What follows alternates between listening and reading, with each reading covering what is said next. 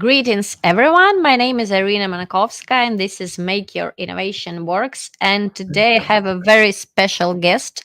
It's like making a Christmas wish because today we're going to talk about the future. And going to talk about the future with Nils Elmark, who's professional futurist for the last 25 years.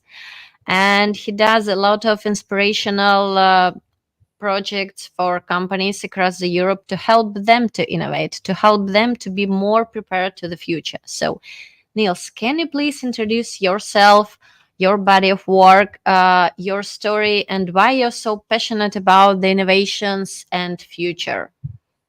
Yes. I've been a futurist, as you said, for 25 years. Before that, I worked as a journalist. And it's kind of funny. I wrote the press release for the Apple Macintosh computer in 1984. And it's kind of modern times, started in 1984. And it's been 40 years, and I've followed what happens on the forefront of technology and how it has been applied by businesses. And some like 10 years ago, I saw the film, 12 years ago, I saw the film Inception, which is about a group of consultants breaking into other people's dreams. And together they create this mutual dream space where and within the dream space, they create another one. And suddenly I realized that the reason why people aren't moving into the future, trying to just adopt to the future instead of forming the future and forming a life in the future, is because they have some lousy dreams. They cling to old obsolete dreams. And in order to get forward, you need new visions, new dreams. And I'm helping business people to get better dreams. And I base it on a lot of trend research because you need to have time on your side.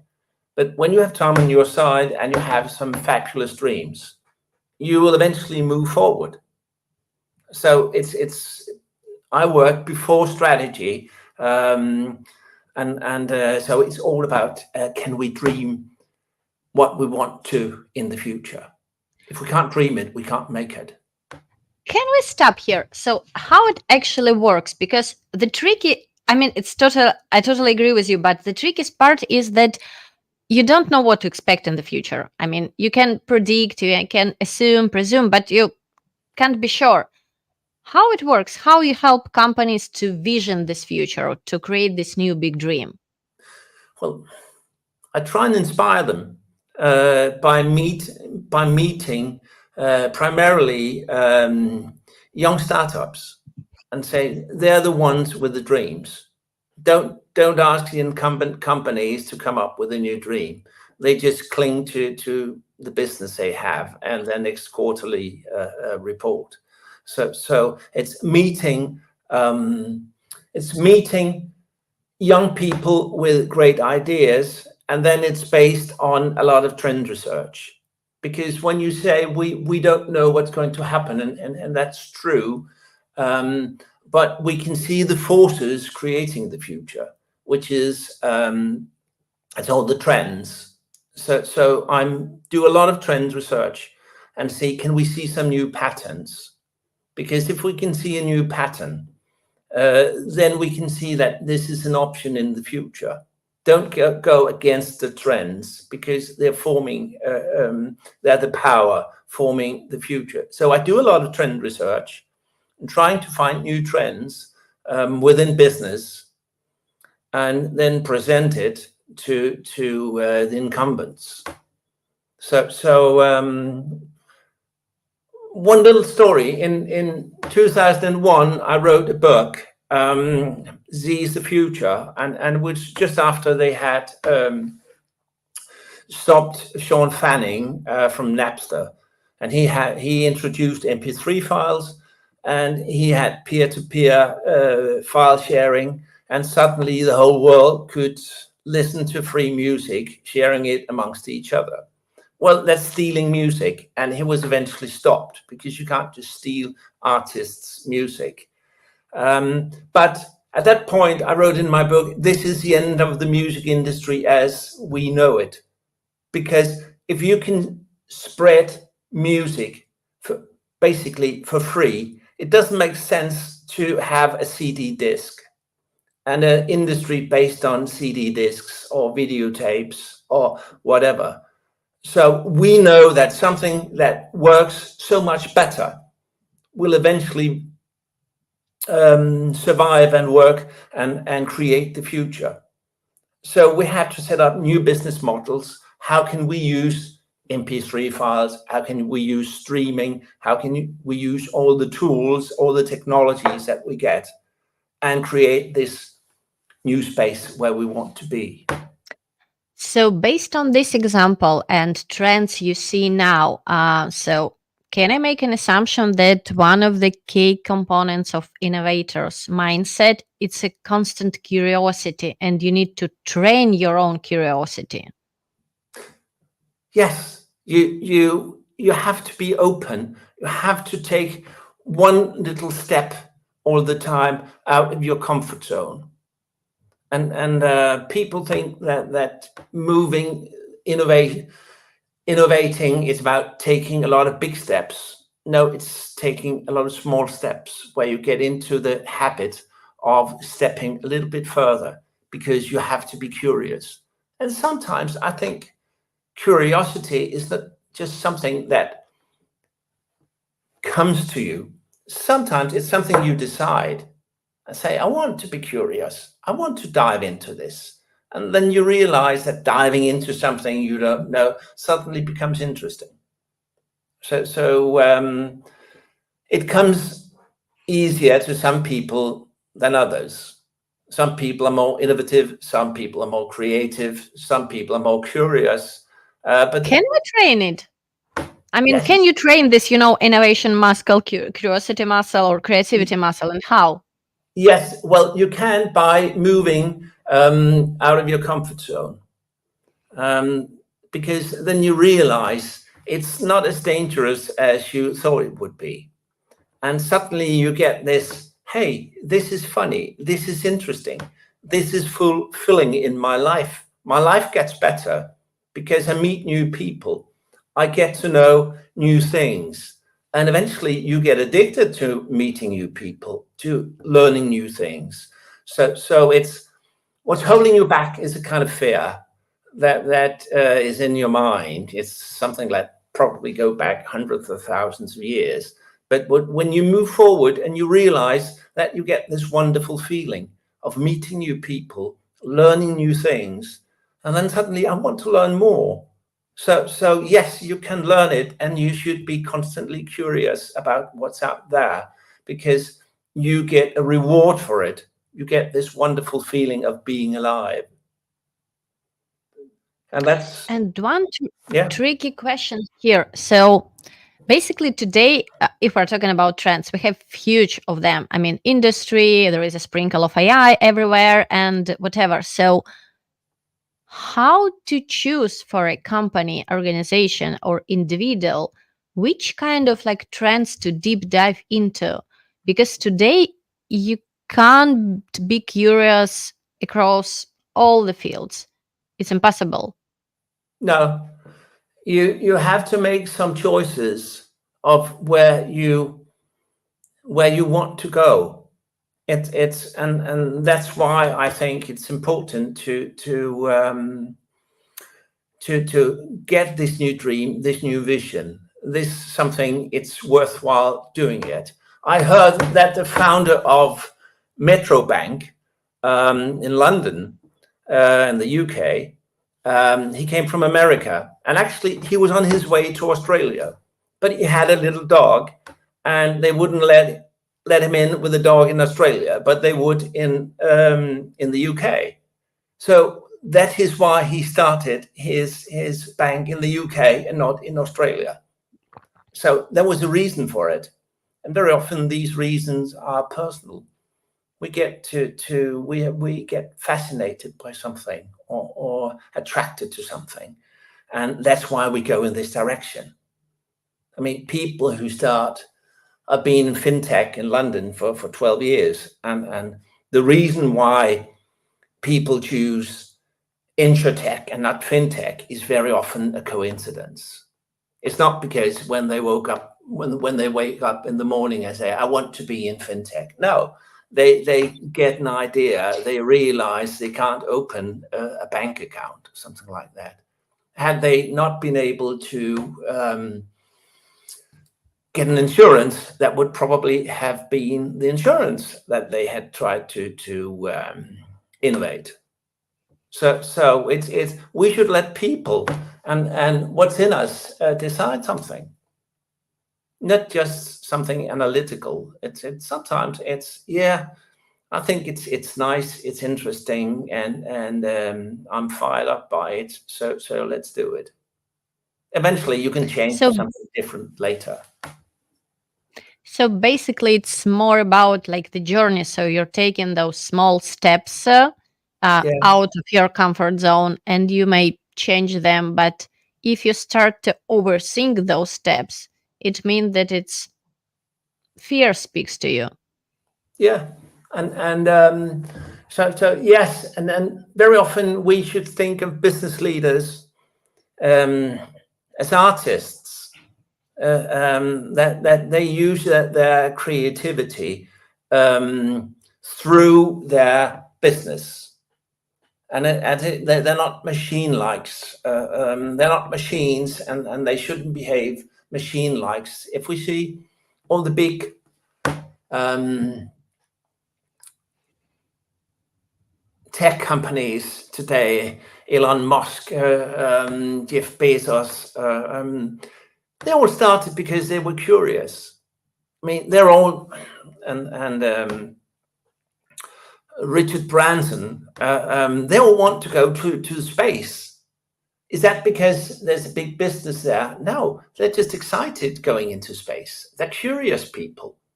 And they take this curiosity and go for it. It's like a film director or something. He uses the film media to express himself. And business people should use their business to express themselves. So they say, why do you want to do it? It's for a personal reason, because you want to create something. But don't say, now I've created a bank and I'll do that exactly the same way the rest of my life. So if I'm business leader, I'm running a bank and I see that banking industry is changing, for example. So, how can I motivate my team, my top executives to start to rethink and innovate? Because if something works and it's still alive, people are not tend to change it. So we're thinking about the change, so, like last option. How can we start it a little bit earlier until our business is growing, but the growth is not so intensive? So we understand that we're going to reach a plateau and decline in trends after all. Well, some is in the mindset. I mean, when you think of Amazon, it started as an online bookstore, bookstore. Today, it makes its money through in the cloud by IT services. It gets awards for its entertainment, and it's only taken 20 years to get there. So it's because the leaders say, yes, we're here creating business and looking for opportunities, not thinking they are thinking we are business people, not we are bankers. Because if you're a banker, you can only see a bank. Like when you have a hammer, you can only see a nail. The point is, they see other things. They don't think of themselves just as bankers. The moment you say, I'm a banker, well, that's the end of it. You're stuck. I have to be open. I have to say, well, I help people with money or help them doing things, and money is a means to it. Then suddenly you can move into other businesses and express yourself and what you want to do. Use your creativity to expand what you're doing. because you're not just into money. You're into money because people need money to do something. And if you're only interested in making money, you'll be a poor business leader eventually. So basically, to encourage my team to innovate, I need to understand their personal drivers, curiosity, interests to help them to realign. Okay, there is my personal, there is opportunity for my business grow. And when they're married happily ever after, and one fits another with energy, ideas, curiosity, whatever. Yeah, Yes, that's sounds true. easy. Well, it's no, you're not stuck in all this. And good leadership is setting new goals, new visions for people. Because if when a leader says, "I have this dream. I want us to fly to Mars, or I want us to create this new drug. I want us to, and I need your help for it." It's not about telling them what to do, but a leader, he sets a goal. And if it's an attractive goal, people want to help him. And it's, how do you put it? I want you to work from 9 to 5. Well, it's not very attractive, but I need your help because we should build a spaceship and fly to the moon. Some people would say that's not interesting, but others would say that would be great. And next question here, if we're talking about the business. So I've heard an idea that when company is in crisis and there is a lack of resources, time, money, people, it's no good to innovate. So it's time to survive. We need to be aggressive. We need to do better marketing, whatever. But it's not right time for innovations. Well, it's always time for innovation. It's always time. If you're doing badly, you need to innovate. It won't be better next year. Um, if you say yes, it's times are difficult, but still, it's an opportunity to innovate. And yes, at the same time, we have to maintain some of the business that we have today in a way that we do it today. But eventually, we have to move model. We have to, and I think the biggest challenge for 20th century businesses is to get from the old platform to the new one, to shift technology, to shift organization, to shift the way or the processes in your business. If you take the Brazilian bank, New Bank, they have one employee for each 10,000 customers. If you take a normal British bank, it has something between 300-400 customers per employee. It's like fighting streaming with CD discs. They have to change. It may be well right now because the interest rates went up, but eventually we have to change, and we have to enjoy changing. And it's up to the leaders of the business to make this change attractive. And how we can make change attractive?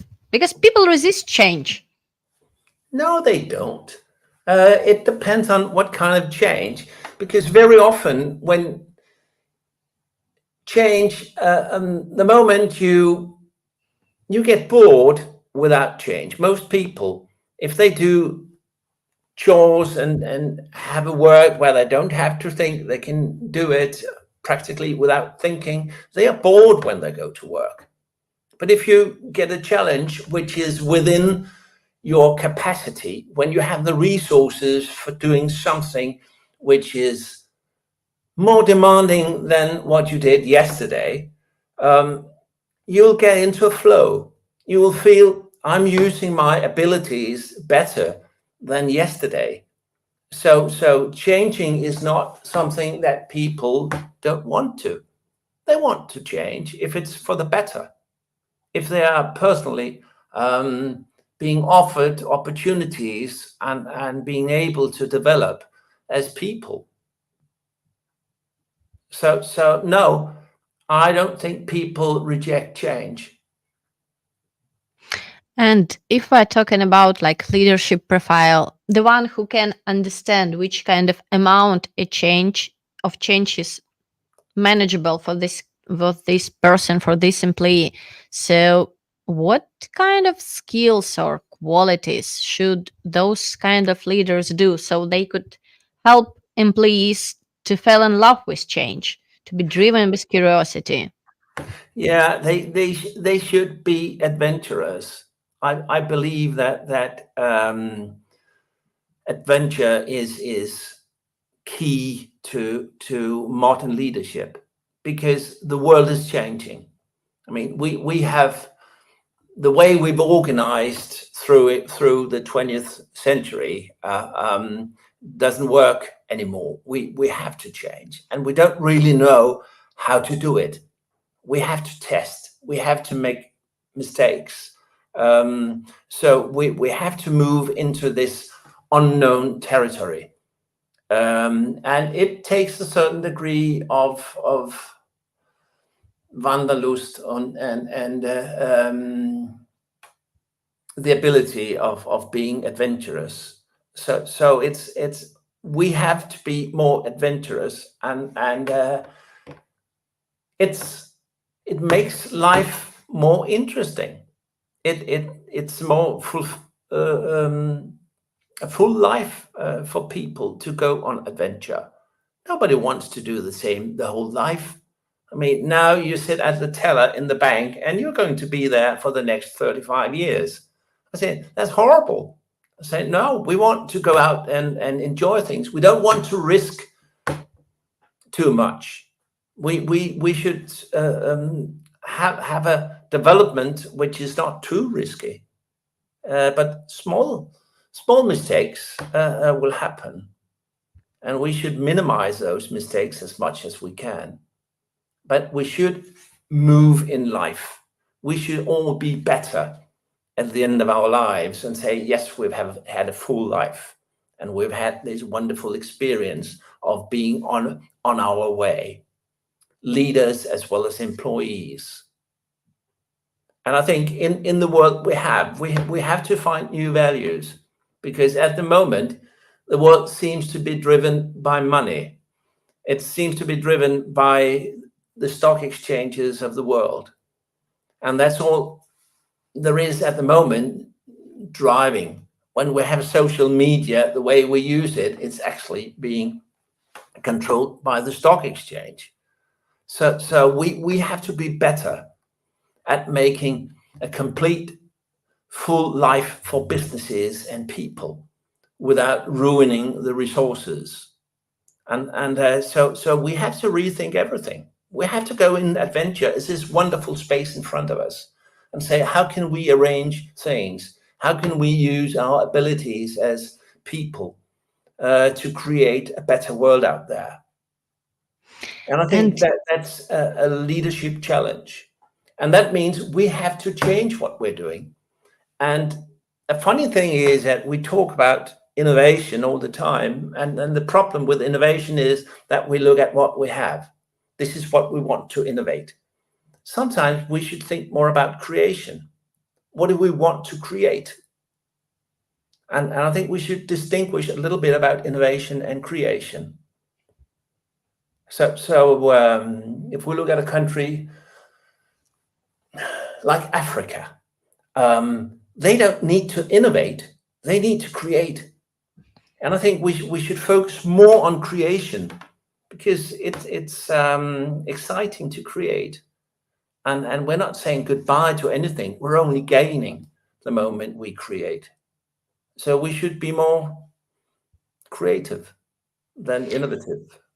I think innovation and creativity, it's like a siblings. I mean, it's complementary because innovation Yes. is about reinventing something which exists and doing something in a different way or doing differently, act differently, whatever. And creativity is about basically the same stuff. So maybe innovation is mostly seen as more practical skill than creativity. I don't know. Yeah. And if we're talking about organization, or not only organization, like personal level, so how much time should successful business, those which want to be sustainable, resilient across like thousands of years, so how much time and effort they should spend on innovation? It's like 10% of the budget, 20% of the budget, because it should be ongoing activity. You can't do it, okay, we'll do it No. annually during our strategic session and that's all. It's regular.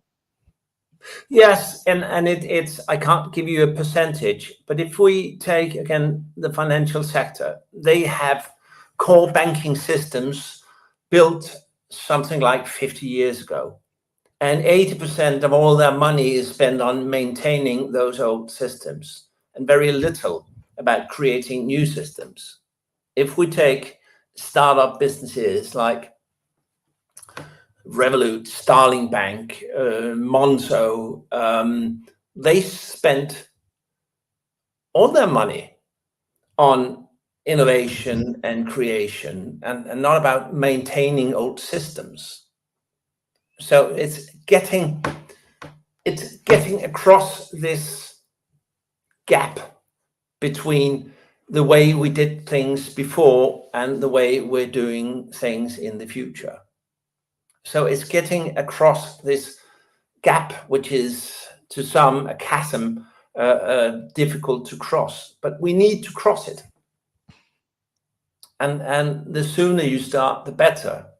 So when and it creates innovation. It creates new ideas, new ways of doing things, and but as I've said many times, it's actually the reward of that's what people do best. And if we think of all the AI, we're talking about AI all the time now, and well, what's left when we leave all the tasks to AI? It's creativity. It's human creativity. We don't want to be bystanders looking at business being driven by AI. We want to influence it. And that means we have to innovate. We have to be creative. We have to make things happen and then use the tools available to us.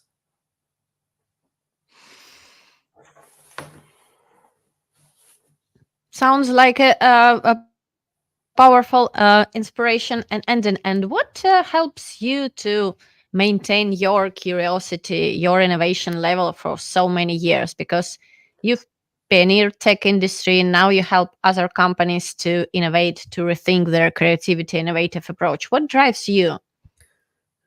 Well, to me, it's curiosity. It's I'm constantly doing new things. Well, take Richard Branson. He's older than I am. It's nice to say, and he's constantly curious as well.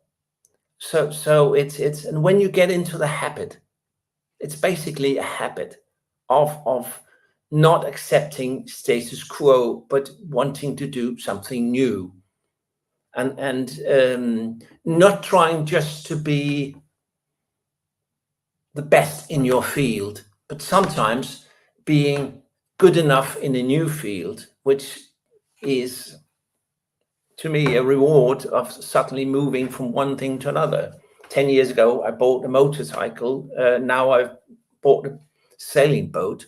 I'm learning new languages when I get across them. And it gives you that wonderful feeling of being alive, of being part in the world. So you just have to get started. I like to quote Lords of the Rings here, you know, the story about the Bilbo, that every journey starts with a like step when you open your door and you go outside. So basically the journey started. I think the same for any kind of curiosity, not only like physical journey, because you open a door from your comfort zone and you start to investigate, okay, what's behind it?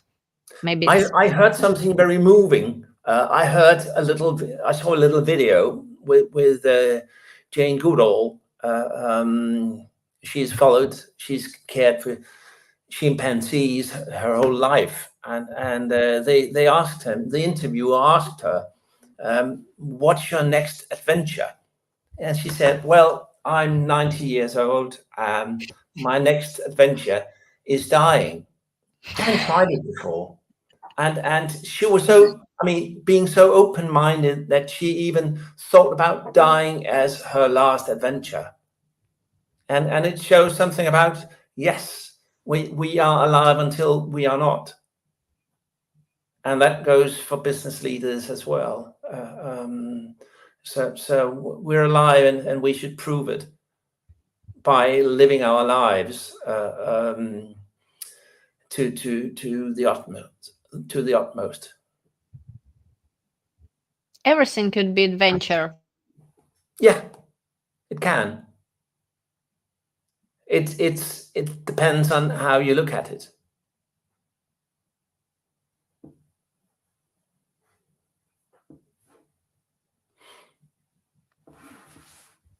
So I think it's one of the most powerful ending I had so far. And I'm very thankful for Niels to be here with us for this 30 minutes, and for everyone who asked their questions in the chat session and sent them in advance. Personally, I've got a lot of inspiration, and this take everything as an adventure. I think it's one of the most powerful and open minded advice I ever heard.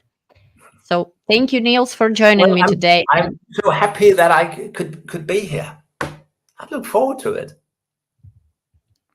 Thank you, everyone. Thank you, Join us everybody. in the upcoming episodes. Watch these episodes later. I suggest you, encourage you to watch it at least a couple of times. There is a lot of wisdom behind. You can save a lot of time and money by taking these advices in practice. So, see you.